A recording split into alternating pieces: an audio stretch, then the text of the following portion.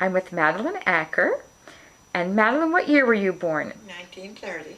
And you were originally from Canada, Yes. and you were a child of the Depression. Can you just share a little bit of that? I can't remember much of it.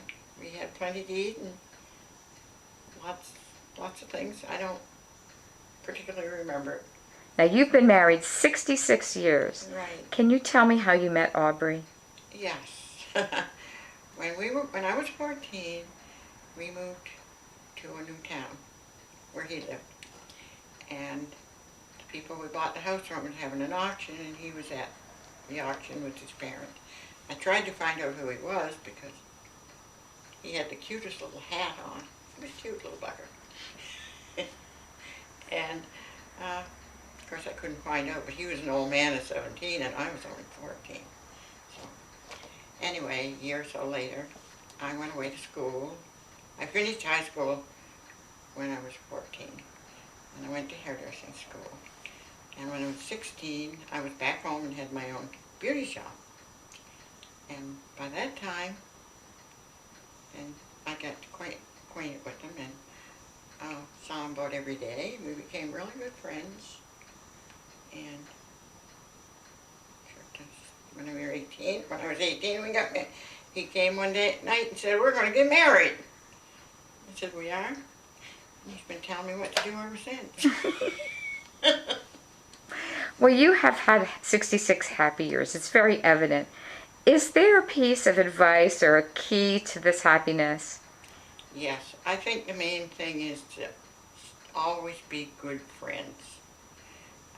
Love is grand, but if you aren't good friends, it's not enough. You've got to be good friends so you can talk things over, and even if you disagree, it gives you something to think about, so you might make a wiser decision. And you have a large family, so if you were sitting down with your great-granddaughters, what would you tell them to look for in a husband? Well, I don't know if I'd tell them anything because love has a way of making you brainwashed, and it doesn't matter what anyone tells you. But the main thing is to make sure that they have some ambition in life, not a coach potato. Okay. Now, if there was one word that we could use to describe Madeline, what would that word be? The clown of the family. Okay. It's nice to be remembered as someone who smiles and makes other people smile.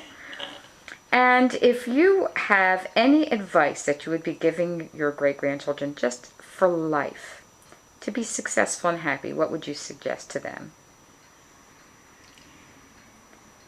Gosh, that's a hard one because everybody is so different that I don't think I should be giving them advice as what they should do, because it's a different world than I grew up in.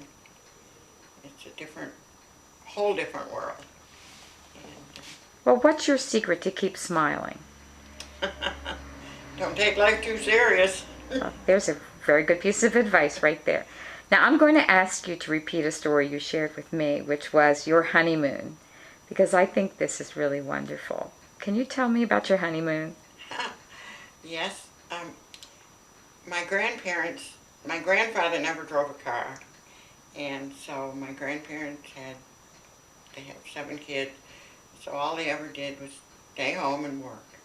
And one of their daughters lived probably 50 or 60 miles away, and they just had a new baby, and my grandmother had never seen it, and so I suggested to Aubrey that we go take him to see the grandbaby, and so he agreed, and then so we took them on our honeymoon with us, and they had 2 of their grandchildren with them, so we took all 4 of them, and we had a wonderful time, and they enjoyed all these things, doing a lot of things they wouldn't have done otherwise, and we enjoyed watching them enjoy it.